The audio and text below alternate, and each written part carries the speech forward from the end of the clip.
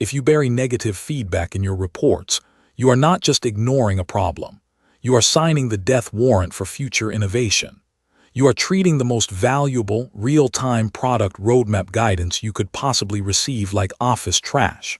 Most customer success teams view a complaint as a crisis management task, a fire drill to be contained and hoped away. But the companies that survive, thrive, and actually lead their markets, they view brutal honesty as a precious, unsolicited consulting service. They see the grudge not as an attack, but as a highly qualified investor pointing out exactly where the product, or the service, is failing to meet reality. The prevailing fear in CS is the cancellation notice. We train our teams to treat every negative interaction like a bomb ticking down on retention rates. So, when a customer screams about latency or complexity, the immediate reaction is defense. We are trying. Our usage metrics show they are achieving value. This is the dangerous cognitive bias. You are mistaking compliance for growth. Compliance is keeping the lights on. Growth is figuring out why those lights are flickering and making the customer angry in the first place. The successful shift is moving from being a firefighter for retention to becoming an anthropologist of the customer journey. So how do you unlock the gold? You stop viewing feedback through the lens of was our product good, and start viewing it through the lens of what assumption did we make that proved wrong in the real world. The complaint isn't about a bug, it's usually about friction. It's the collision between your idealized vision of the product and the messy, complex reality of how a human being tries to use it at 2 a.m. on a Friday. Your product might be brilliant in theory, but if the execution requires tribal knowledge or a degree in theoretical computer science to operate, it has failed its primary job: ease of use.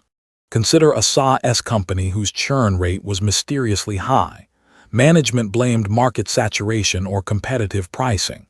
The CS team, however, kept hearing the same complaint. It takes 3 clicks to do what should take 1. Management heard pricing issue. The CS team understood. This is a cognitive load problem. Our onboarding sequence assumes fluency, but the user base is drowning in complexity. The complaint wasn't about the price. It was a symptom of inefficiency. Fixing the interface friction, not lowering the price point, is how you deliver exponential value and silence the grudge. This brings us to the critical dividing line, the difference between listening and internalizing. Listening is gathering data. Internalizing means you, the company, are willing to accept that your initial premise was flawed.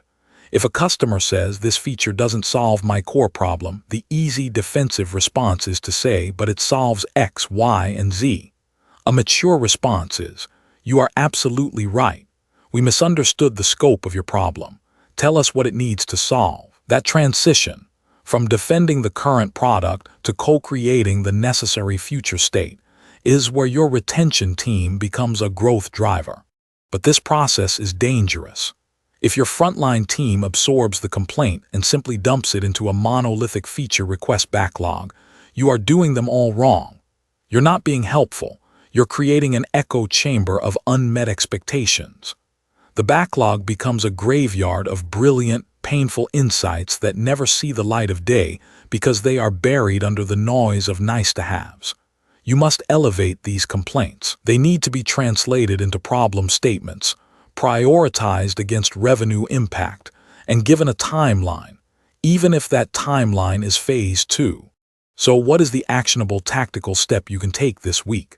Stop routing all complaints to product. You need a dedicated, high-leverage feedback loop. This means empowering your CS team to act as a mini-product management unit for their assigned accounts. When a complaint comes in, they shouldn't just log the bug. They should document the workflow failure.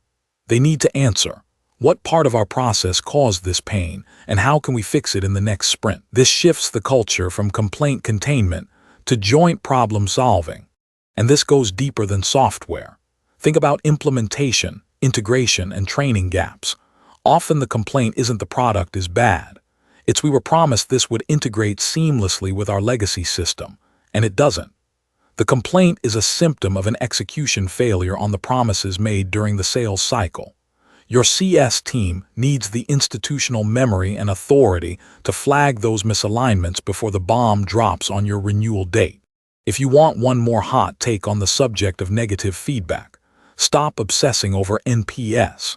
NPS is a measurement of loyalty after the transaction is complete. It's backward-looking and often biased by a single moment of frustration. Your true predictor of renewal is the volume, specificity, and urgency of the actionable feedback you receive while the customer is actively using your product. Treat that ongoing conversation like a living document, not a quarterly compliance check. The ultimate goal isn't simply to survive the complaint. The ultimate goal is to use it as rocket fuel. It's about turning that visceral negative energy, that grudge, into a shared journey. It's about saying to the customer, "We heard you. Not only did we hear you, but your pain point is now driving our next development sprint." When you do that, the complaint transforms from a hostile cancellation notice into an indispensable partnership checkpoint. It moves you from vendor to vital extension of their team. So here is the challenge for you this week. Next time a customer raises a complaint, resist the urge to fix it immediately. Instead, pause and ask, if this problem were my own business problem, what would I have done differently? And then, tell us in the comments below, what is one complaint you recently received that completely changed your product roadmap? Let's build this library of gold together. Your action plan. 1. View criticism as free consulting service. 2. Identify friction, not just bugs or price. 3. Co-create solutions, accept initial premises flawed.